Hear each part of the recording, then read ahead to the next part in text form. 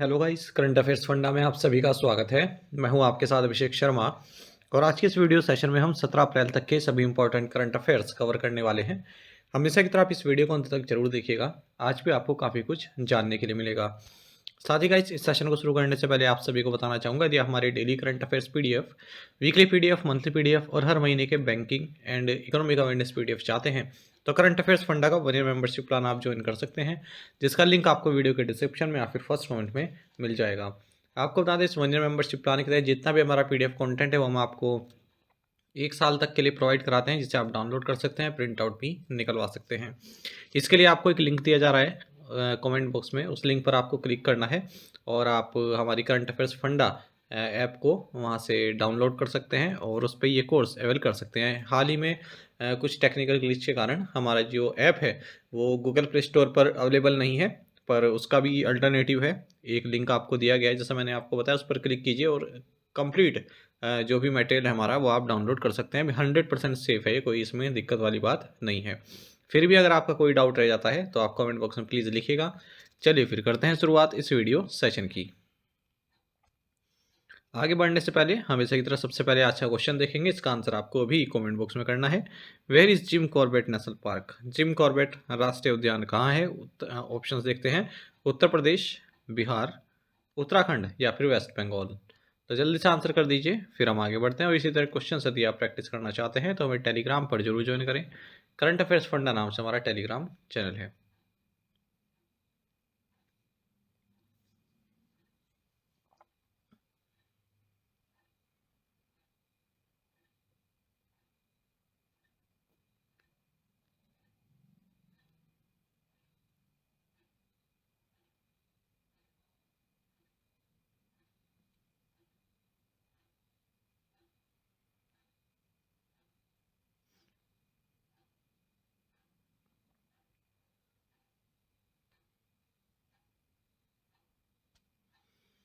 Who has been selected to serve as International Monetary Fund Managing Director for a second 5-year term? 5 साल के दूसरे कार्यकाल के लिए अंतर्राष्ट्रीय मुद्रा कोष के प्रबंध निदेशक के रूप में किसे चुना गया है? ऑप्शंस आपके सामने हैं। सही आंसर ऑप्शन डी है, क्रिस्टलिना जॉर्जिवा। देखिए, जो इंटरनेशनल मॉनेटरी फंड की एग्जीक्यूटिव बोर्ड है, इन्होंने क्रिस्टलिना को आईएमएफ का मैनेजिंग डायरेक्टर फिर से नियुक्त किया है अगले 5 साल के लिए। 1 अक्टूबर 2024 से इनका ये दूसरा कार्यकाल शुरू होगा। आपको बता दें, क्रिस्टलिना बुल्गारियन इकोनॉमिस्ट है और 2019 से ही जो इंटरनेशनल मॉनेटरी फंड है इसकी 12वीं मैनेजिंग डायरेक्टर के तौर पर कार्यरत है। इंटरनेशनल मॉनेटरी फंड एक इंटरनेशनल फाइनेंशियल इंस्टीट्यूशन है और 190 मेंबर कंट्रीज़ हैं इसमें, 189 तो UN countries plus Kosovo. Headquarter इसका वॉशिंगटन डीसी में है और इसे global lender of last resort to the national governments के नाम से भी जाना जाता है। मतलब जो नेशनल गवर्नमेंट्स है उनके लिए एक आखिरी उम्मीद होती है लोन की, और एक्सचेंज रेट स्टेबिलिटी में भी इसका कार्य रहता है। आपको बता दें, जुलाई 2024 में इसकी स्थापना हुई थी ब्रेटन वुड्स कॉन्फ्रेंस के दौरान और फर्स्ट डिप्टी मैनेजिंग डायरेक्टर इसकी फ़िलहाल गीता गोपीनाथ हैं। अभी ये जो है पोस्ट क्रिएट की गई, तो गीता गोपीनाथ प्रेजेंट में डिप्टी मैनेजिंग डायरेक्टर हैं और पियर ऑलिवर गोरिंचास ये चीफ इकोनॉमिस्ट हैं आईएमएफ में साल 2022 से ही। Which Indian film makers film All We Imagine as Light will compete at the upcoming Cannes Film Festival? किस भारतीय फिल्म निर्माता की film All We Imagine as Light आगामी कांस फिल्म महोत्सव में प्रतिस्पर्धा करेगी? सही आंसर ऑप्शन डी है, पायल कपाड़िया। देखिए, Indian film maker Payal Kapadia की All We Imagine as Light, इसको कंपटीशन कैटेगरी के लिए सेलेक्ट किया गया है 77th edition of Cannes film festival 2024 में। आपको बता दें, इसके अलावा जो है 19 अदर्स भी इसमें जो है सिलेक्ट किए गए हैं। ठीक है, तो भारत की ओर से All We Imagine as Light को सिलेक्ट किया गया है और 30 साल बाद लगभग ये फर्स्ट इंडियन फिल्म बन गई है जो कि कांस फिल्म फेस्टिवल में compete करती नज़र आएगी। 1994 में जो लास्ट इंडियन फिल्म थी वो साजी एन नरुन की सोहम थी। Knife is a memoir written by which author? Knife किस लेखक द्वारा लिखा गया एक संस्मरण है? सही आंसर ऑप्शन सी है, सलमान रश्दी। देखिए, काफ़ी महत्वपूर्ण क्वेश्चन होने वाला है। ठीक है, आजकल ऐसे एग्जाम में देखा जाता है बुक्स वगैरह पूछे नहीं जाते, लेकिन कुछ ऐसे होते हैं जो बुक्स लिखते हैं तो वो एग्जाम में पूछी जाती है, जैसे जेके रोलिंग या सलमान रश्दी है ना, इनकी बुक्स। तो सही आंसर सलमान रुश्दी है। तो Indian born British American novelist Salman Rushdie, इन्होंने अपना एक मेमोir रिलीज़ किया जिसका नाम है नाइफ। आप सभी जानते हैं 2022 में एक पब्लिक इवेंट के दौरान इस स्टेप किया गया था और आइस पर भी अटैक किया गया था। तो एक आँख की रोशनी इनकी बुरी तरह से चली गई है, तो उसी के बारे में इन्होंने इसमें जिक्र किया है। 1988 में इनका एक नोवेल आया था द सेनेटिक वर्सेस। तो तब से भी जो है डेथ थ्रेट्स इनको मिलती आ रही हैं ईरान के सुप्रीम लीडर से। और इनका जो सेकंड नॉवल था मिडनाइट चिल्ड्रन, इसको 1981 में बुकर प्राइज मिला था। Rohit Sharma became the first Indian to hammer 500 sixes in T20 cricket. Which batter has the most number of sixes at 1056? Rohit Sharma T20 cricket में 500 छक्के लगाने वाले पहले भारतीय बने। किस बल्लेबाज के नाम सर्वाधिक 1056 छक्के हैं? सही answer option A Chris Gayle है। देखिए, former Mumbai Indians captain Rohit Sharma ये फर्स्ट इंडियन प्लेयर बन गए हैं जिन्होंने टी20 क्रिकेट में 500 छक्के लगाए हैं। इस लिस्ट को लीड कर रहे हैं वेस्ट इंडीज के लीजेंड बैट्समैन क्रिस गेल जिन्होंने 1056 छक्के लगाए हैं 463 मैचेस में। Overall Rohit Sharma fifth player हैं अगर हम 500 या इससे अधिक के सिक्सेस की बात करते हैं। पहले नंबर पर क्रिस गेल हैं, फिर केरन पोलार्ड हैं, फिर आंद्रे रसल हैं, फिर कॉलिन मुनरो हैं, फिर रोहित शर्मा आते हैं। Which football club secured its first Bundesliga title following its 5-0 victory over Werder Bremen? Werder Bremen पर 5-0 की जीत के बाद किस फुटबॉल क्लब ने अपना पहला बुंडेसलीगा खिताब जीता? सही आंसर ऑप्शन डी है बेयर लेवरकुसेन। देखिए, बेयर लेवरकुसेन इन्होंने अपना फर्स्ट एवर बुंडेसलीगा टाइटल जीता है। इन्होंने वेर्डर ब्रेमेन को 5-0 से हराया है और इसी के साथ जो बेयर म्यूनिख की जो लगातार 11 विक्ट्रीज चल रही थी इस टाइटल की, उसे भी तोड़ा है। बुंडेसलीगा आपको बता दें जर्मनी का एक प्रीमियर फुटबॉल कंपटीशन है। Where is the world haemophilia day observed? विश्व हेमोफीलिया दिवस कब मनाया जाता है? सही आंसर ऑप्शन सी है अप्रैल 17। देखिए, हर साल 17 अप्रैल को वर्ल्ड हेमोफीलिया डे मनाया जाता है और इस डे को शुरुआत की थी वर्ल्ड फेडरेशन ऑफ हेमोफीलिया के द्वारा। 2024 में इस डे का थीम रहेगा equitable access for all, recognising all bleeding disorders. आपको जानना चाहिए जो हेमोफीलिया है ये जो फैक्टर 8 एंड फैक्टर 9 प्रोटीन होते हैं उनमें मेल फंक्शन के कारण होते हैं। तो ये जो प्रोटीन है या फिर ये जो फैक्टर है फैक्टर 8 फैक्टर 9 प्रोटीन, ठीक है, ये ब्लड क्लोटिंग के लिए जो है रिक्वायरमेंट इनकी होती है। ठीक है, तो ब्लड क्लोट होने में थोड़ी दिक्कत होती है। मान लीजिए आपका कहीं से कट गया तो खून बह ही रहा है, क्लोट ही नहीं हो रहा है ना, तो क्लोटिंग भी ज़रूरी होती है। तो इससे क्या होता है जो एबनॉर्मलिटी हो जाती है फिर ब्लड सर्कुलेशन में। What is India's total installed renewable energy capacity as of March 31st, 2024? 31 मार्च 2024 तक भारत की कुल स्थापित नवीकरणीय ऊर्जा क्षमता कितनी है? सही आंसर ऑप्शन बी है 143.64 गीगावाट। देखिए, भारत ने 2023-24 में 18.48 गीगावाट की रिन्यूएबल एनर्जी कैपेसिटी ऐड की है, जबकि 2022-23 में केवल 15.27 गीगावाट की रिन्यूएबल एनर्जी कैपेसिटी ऐड की थी।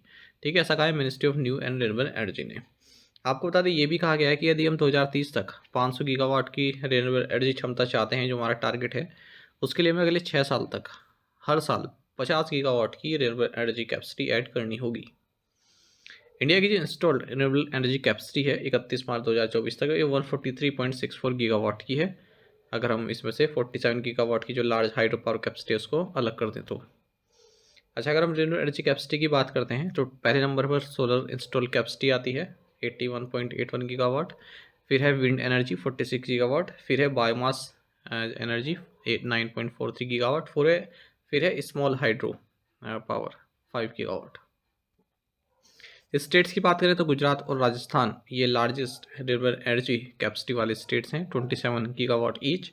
फिर तमिलनाडु आता है, फिर कर्नाटक आता है, फिर महाराष्ट्र आता है। What is the name of the new digital platform introduced by the Government of India for dispersing subsidies to horticulture farmers under the Cluster Development Program? Cluster विकास कार्यक्रम के तहत बागवानी किसानों को सब्सिडी वितरित करने के लिए भारत सरकार द्वारा शुरू किए गए नए डिजिटल प्लेटफॉर्म का नाम क्या है? सही आंसर ऑप्शन डी है CDP सुरक्षा। देखिए, गवर्नमेंट ऑफ इंडिया एक नए प्लेटफॉर्म के साथ आए हैं जिसका नाम है CDP सुरक्षा। इसके तहत जो क्लस्टर डेवलपमेंट प्रोग्राम है उसके तहत जो भी हॉर्टिकल्चर फार्मर्स हैं उनको सब्सिडीज प्रोवाइड की जाएगी। सुरक्षा प्लेटफॉर्म में सुरक्षा का मतलब है system for unified resource allocation, knowledge and secure horticulture assistance. तो जो भी फार्मर्स हैं, ठीक है, उनके जो बैंक अकाउंट हैं उनमें सब्सिडीज दी जाएगी। जो ई रुपी वाउचर है national payments corporation of India का, उनको यूटिलाइज किया जाएगा ई रुपी वाउचर्स को। सीडीपी सुरक्षा में कई तरह के फीचर हैं, जैसा database integration with PM Kisan, cloud based server space from NIC, UIDAI validation, e rupee integration, local government directory, content management system, geo tagging and geo fencing. आपको बता दें जो ये सीडीपी है यानी क्लस्टर डेवलपमेंट प्रोग्राम, ये नेशनल हॉर्टिकल्चर बोर्ड जो scheme है उसी का ये एक कंपोनेंट है, और ministry of agriculture farmers welfare द्वारा साल 2021 में इसको लॉन्च किया गया था। अगर हम हॉर्टिकल्चर क्रॉप्स की बात करें तो इनका प्रोडक्शन हाल ही के सालों में कुछ बढ़ा है। 2010-11 में 240.53 मिलियन टन्स का था, वहीं बढ़कर ये 2020-21 में 334.60 मिलियन टन्स का हो चुका है। What was the monetary penalty imposed on United Mercantile Urban Cooperative Bank Limited Kanpur by the RBI? RBI द्वारा United mercantile urban cooperative bank limited Kanpur पर कितना मौद्रिक जुर्माना लगाया गया? सही आंसर ऑप्शन सी है 3 लाख रुपए का। देखिए, रिजर्व बैंक ऑफ इंडिया ने हाल ही में united mercantile urban cooperative bank limited Kanpur पर 3 लाख रुपए की मॉनेटरी पेनल्टी लगाई है। अर्बन कोऑपरेटिव बैंक लिमिटेड मोनत भांजन यूपी, ठीक है, इस पर भी माऊ बोलते हैं इसको, इस पर 5 लाख रुपए की मॉनेटरी पेनल्टी लगाई है। आरबीआई ने 5 लाख रुपए की मॉनेटरी पेनल्टी लगाई है नगर सहकारी बैंक लिमिटेड महाराजगंज यूपी पर। साथ ही 3 लाख रुपए की पेनल्टी आरबीआई ने लगाई है Panchkula urban cooperative bank limited पर। Which bank has appointed Deepak Sharma as its board director independent board member independent director? किस बैंक ने दीपक शर्मा को अपना बोर्ड सदस्य स्वतंत्र निदेशक नियुक्त किया है? सही आंसर ऑप्शन डी है सूर्योदय स्मॉल फाइनेंस बैंक।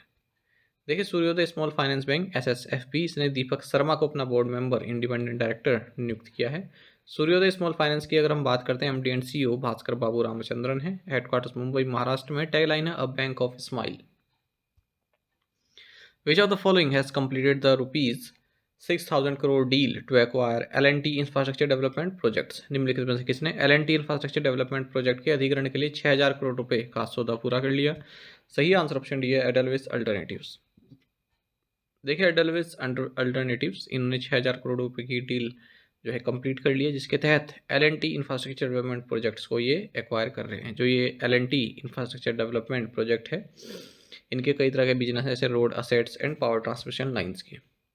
और साथ ही जो एल&टी इंफ्रास्ट्रक्चर डेवलपमेंट प्रोजेक्ट्स है, ये एक जॉइंट वेंचर है, जहाँ पर एल&टी के पास 51% स्टेक है, और दूसरा पार्टनर है कैनेडा पेंशन प्लान इन्वेस्टमेंट, जिसके पास रेस्ट 49% स्टेक है।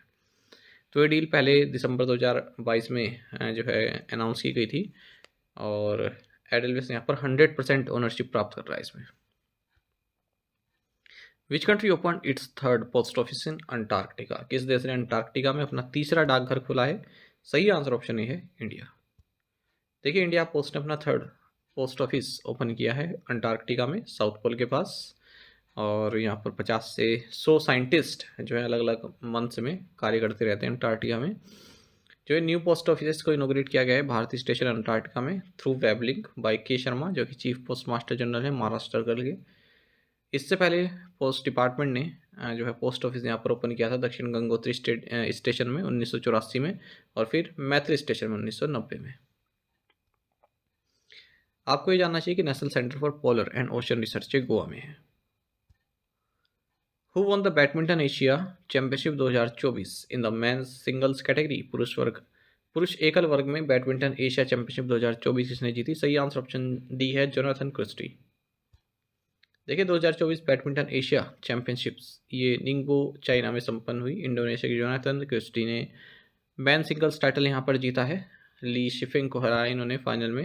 वीमेन सिंगल्स फाइनल की बात करें तो चाइना की वांग जी ने अपनी कॉम्पेट्रिएट चाइना की शेन यूफे को हराया है। मेंस डबल्स में बात करें तो चाइना की लियांग विकिंग और वांग चांग, इनकी जोड़ी ने जीता है। वुमेन्स डबल्स साउथ कोरिया की जोड़ी बेक हाना और ली सोही ने जीता है। मिक्स डबल्स में चाइना की फेंग यांजे और हुआंग टोंगपिंग ने जीता है। Which institution has developed a sustainable hydrogel to remove microplastics from water? किस संस्थान ने पानी से माइक्रोप्लास्टिक हटाने के लिए एक स्थायी हाइड्रोजेल विकसित किया? सही आंसर ऑप्शन ए है IISc। देखिए जो रिसर्चर्स हैं Indian institute of science Bengaluru के, इन्होंने एक सस्टेनेबल हाइड्रोजेल जो है डिज़ाइन किया है ताकि वाटर से माइक्रोप्लास्टिक्स रिमूव किए जा सकें। ये जो हाइड्रोजेल है इसमें 3 तरह की डिफरेंट पॉलीमर लेयर है। एक तो है चितोसन, दूसरा है पॉलीवाइनिल अल्कोहल, तीसरा है पॉलीएनिलीन। ठीक है, तो इन तीनों को इंटरविंड किया गया है और एक इंटरपेनिट्रेटिंग पॉलीमर नेटवर्क आर्किटेक्चर बनाया गया है। आपको जानना चाहिए माइक्रोप्लास्टिक हम ह्यूमन हेल्थ के लिए काफ़ी डेंजरस रहते हैं, एक्वेटिक लाइफ के लिए भी काफ़ी डेंजरस रहते हैं। काफ़ी टाइनी जो है प्लास्टिक डेबरी होते हैं ये, जो हमारी बॉडीज़ में आ सकते हैं वाटर के थ्रू जब हम पीते हैं, है ना, और इलनेस की जो है रिस्क बढ़ा सकते हैं। वैसे माइक्रोप्लास्टिक्स को अगर आप डिफाइन करें तो स्मॉल प्लास्टिक पीस होते हैं less than 5 millimetres. Which country top the world cyber crime index for 2024? 2024 के लिए विश्व साइबर अपराध सूचकांक में कौन सा देश शीर्ष पर है? सही आंसर ऑप्शन सी रशिया है। देखिए अगर हम वर्ल्ड साइबर क्राइम इंडेक्स की बात करें, जहाँ पर 100 कंट्रीज को रैंक किया गया है according to various categories of cyber crime including ransomware, credit card theft and scams, Bharat इसमें 10वें नंबर पर है। रशिया टॉप पर है, उसके बाद फिर यूक्रेन, चाइना, यूएस, नाइजीरिया और रोमानिया आते हैं। नॉर्थ कोरिया 7वें नंबर पर है, यूके 8वें पर और ब्राज़ील 9वें पर और भारत 10वें पर। वर्ल्ड साइबर क्राइम इंडेक्स को डेवलप किया गया है University of Oxford and University of New South Wales Sydney के द्वारा, और European Union supported project Crimgo ने इसको फंडिंग दी है। प्री असाइनमेंट क्वेश्चन के आंसर देखेंगे। Which city hosted the Mobile World Congress 2024? Barcelona, Spain. The paper currently being used for printing of banknotes in India is made by using 100% cotton. As per Section 26 of Reserve Bank of India Act 1934, the bank is liable to pay the value of banknote. The highest denomination note ever printed by the Reserve Bank of India was rupees 10,000 note in 1937. What authorization has Computer Age Management Service Limited received from the RBI? Answer is payment aggregator. आप में से कई students बिल्कुल सही answer किया, इसी तरह से पार्टिसिपेट करते रहिए। चलिए आज के असाइनमेंट क्वेश्चन देखेंगे। Who is the president of Iraq? Who is the administrator of Lakshadweep? What is the BJP's manifesto for the 2024 polls called? What is the Congress manifesto for the 2024 polls called? What is the act of digitally publicising a person's private details called? तो इन पांचों questions के answer आपको comment box में देने हैं। यदि एक क्वेश्चन का आंसर भी आपको आता है तो भी आप हमें कमेंट बॉक्स में अवश्य बताइएगा। ज़्यादा से ज़्यादा संख्या में पार्टिसिपेट करने की कोशिश किया कीजिए। साथ ही करंट अफेयर्स फंडा को आप टेलीग्राम पर भी ज्वाइन कर सकते हैं। यहाँ पर रेगुलर वीडियो अपडेट्स और करंट क्विज हम आप सभी के लिए डालते रहते हैं। साथ ही डिस्कशन ग्रुप में आप किसी भी क्वेश्चन का सोल्यूशन पा सकते हैं। दोस्तों हमारे करंट अफेयर्स की प्लेलिस्ट दी गई है, इसको आप जरूर देखें, अपने दोस्तों के साथ, फेलो एस्पिरेंट साथ हमारे करंट अफेयर्स को शेयर जरूर करें। आज का ये सेशन आपको कैसा लगा आप कमेंट बॉक्स में अवश्य बताइएगा। Thank you guys.